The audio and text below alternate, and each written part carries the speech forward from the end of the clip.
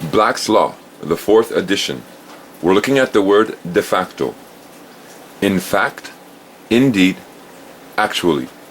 This phrase is used to characterize an officer, a government, a past action, or a state of affairs which must be accepted for all practical purposes but is illegal or illegitimate.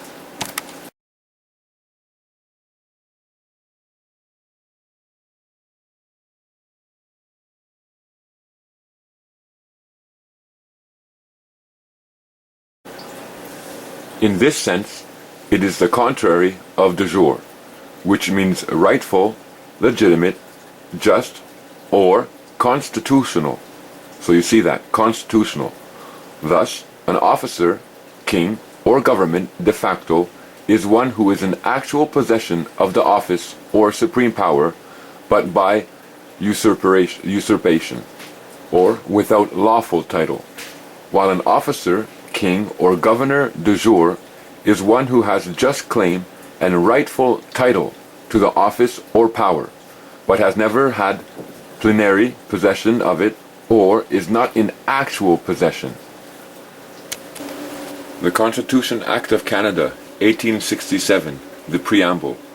Whereas the provinces of Canada, Nova Scotia, and New Brunswick have expressed their desire to be federally united into one Dominion under the Crown of the United Kingdom of Great Britain and Ireland, with a constitution, see that? Constitution, similar in principle to that of the United Kingdom.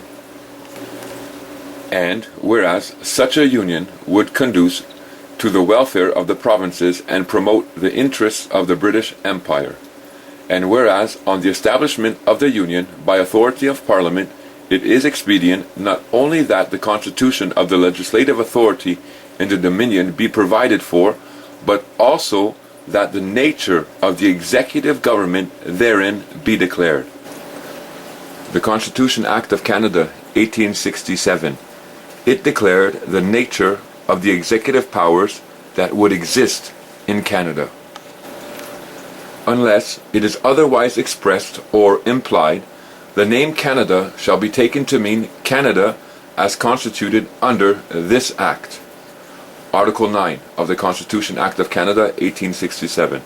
The executive government and authority of and over Canada is hereby declared to continue and be vested in the Queen. The Constitution Act of Canada, 1867. The Constitution brings forth the structure of the executive powers for Canada. We learn that in Article 9, the Queen holds executive powers for Canada. Now, this executive power that the Queen holds here in Canada is delegated or transferred or conferred upon the Governor General. Look in Article 10. The provisions of this Act referring to the Governor General extend and apply to the Governor General for the time being of Canada, or other the Chief Executive Officer or Administrator for the time being carrying on the government of Canada on behalf and in the name of the Queen by whatever title he is designated. So you see here in Article 10 they are saying that the Chief Executive Officer will be named as the Governor General, or they have the right to name somebody else, but this Governor General will be carrying on the government of Canada on behalf and in the name of the Queen.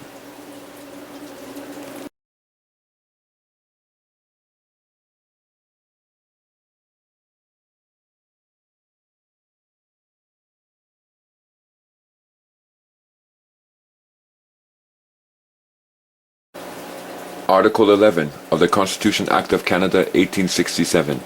There shall be a council to aid and advise in the government of Canada, to be styled the Queen's Privy Council for Canada, and the persons who are to be members of that council shall be from time to time chosen and summoned by the Governor General, and sworn in as privy councillors, and members thereof may be from time to time removed by the Governor General.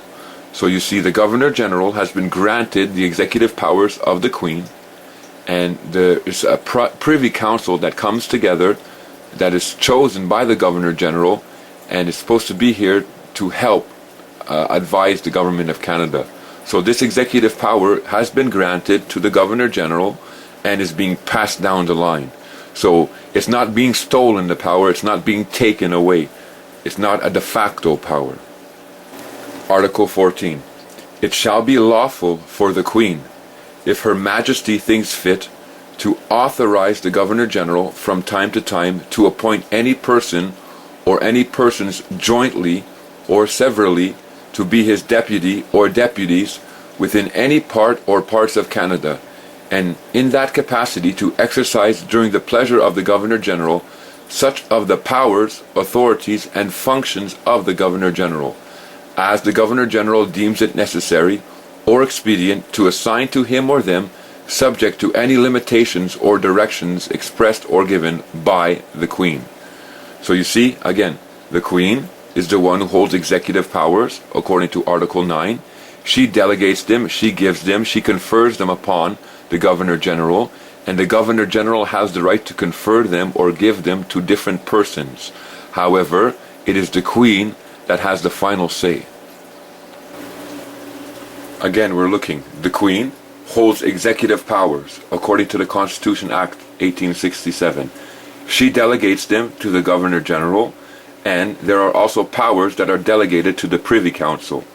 Now, the Governor General delegates his power, the executive powers, to the Lieutenant Governor General of the provinces or to the Attorney General, if you study the laws a bit deeper. Now, this Privy Council is appointed by the Governor General. So this structure is very close-knit. Her Majesty claims divine right of kings. That is the structure of the monarch system. Divine right of kings is the political theory that the sovereign is a direct representative of God and has the right to rule absolutely by virtue of royal birth. Divine right of kings. The right of a king to rule as posted by the patriarchal theory of government, especially under the doctrine that no misconduct and no disposition can forfeit the right of a monarch or his heirs to the throne and to the obedience of the people. The Queen, i.e. the monarch, claim divine rights, divine right of kings. They claim the right to rule Canada through executive powers. They create subjects and servants. They create that legal person. The Queen, the monarch, they claim the right to rule over a human being through claiming to be a direct representative of God. Her Majesty the Queen, the one who is titled Queen of Canada, claims divine right of kings. They create Canada and the executive powers. This creates de jure operations of law and applies the right to rule upon their subjects. Now, this Queen, also Her Majesty, tries to claim the right to rule a human being. This is a de facto power. I, as a human being, am free, and no one has the right to claim to rule over me. The monarch has created a kingdom that they hold executive powers to, in which they have rendered human beings subjects and servants of this kingdom. The Queen is claiming divine right to claim to be the sovereign of this kingdom. Oath or affirmation of citizenship. I swear or affirm that I will be faithful and bear true allegiance to Her Majesty, Queen Elizabeth II, Queen of Canada, her heirs and successors, and that I will faithfully observe the laws of Canada and fulfill my duties as a Canadian citizen. Continuing on to look into the Constitution Act of Canada 1867, Article 17.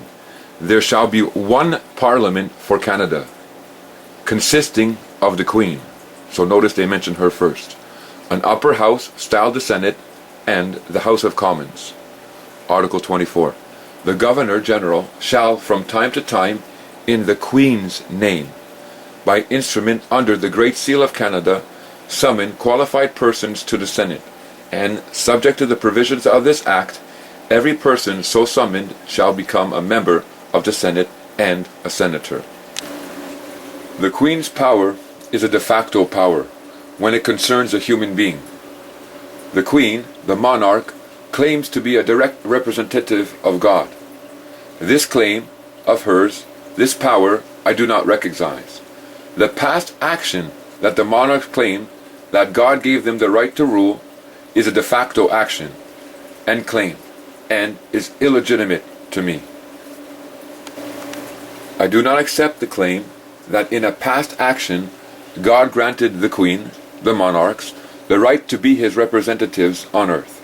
This claim to me is a de facto claim, and the power behind it is de facto.